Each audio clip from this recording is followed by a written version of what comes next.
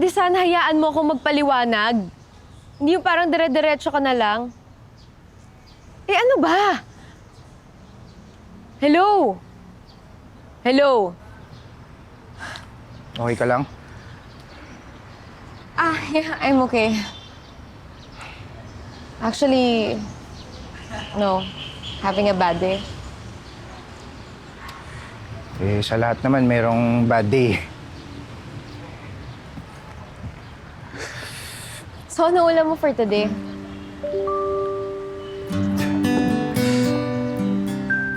Chinese adobo, yung maraming hard-boiled eggs. Okay. Gusto mo tikman? Paano ka ba natutong magluto? Wala namang nagturo sa akin, pero dati kasi palagi kong pinapanood kung paano magluto yung tita ko. Tapos kung paano gumalaw sa kusina. So yun. Tapos natuto ka na doon? Hmm. Galing naman. Ikaw, marunong ka ba magluto? Marunong akong magbukas ng delata. Hmm. Tsaka magpa-deliver. Okay na ba yun? Oh, wala ka ng kanin. Yan pa natin.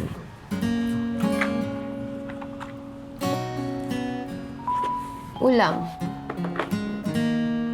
Yan. Inis, ano bang favorite dish mo? Hindi naman kasi ako choosy sa pagkain eh. So, kahit ano, kakainin ko yan. Pero, alam ko naman na hindi ka choosy. Ano yung pinaka-favorite mo? Siguro, pasta. Pasta. Ang daming pasta eh. Ano ba, merong bolognese, carbonara. Kahit ano. Kahit anong pasta pa yan, kakainin ko yan. Alam mo, one of these days, pagluluto kita. Naku, wag na maabala ka pa. Okay lang ako. Hindi, ano ka ba? Siyempre, hindi ako maaabala eh. Ako naman yung may gustong ipagluto ka eh. Diba? Bakit ka na kumakatingin? Bakit? Ang cute mo kasi.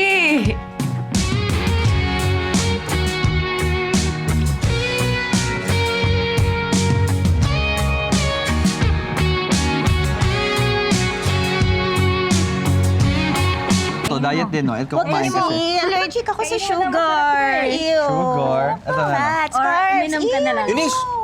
Ay, Uzi, Saan ka pala umuwi? Gusto mo sabay ka na sa amin? sayang. Malapit na din kasi yung sundo ko eh. Okay. Sige. Uzi! Thank you nga pala sa kanina ha. Wala yun. Alam mo hanggang ngayon, busog na busog pa din ako. The best adobo ever. Promise.